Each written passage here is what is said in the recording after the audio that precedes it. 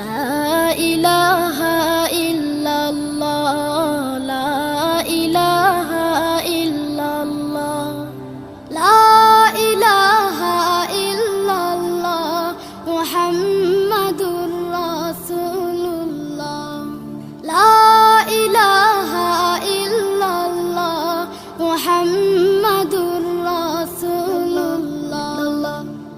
কোনো খালিক নেই তুমি ছাড়া, কোনো মালিক নেই তুমি ছাড়া, কোনো মাবুদ নেই তুমি ছাড়া, কোনো মাশুক নেই তুমি ছাড়া।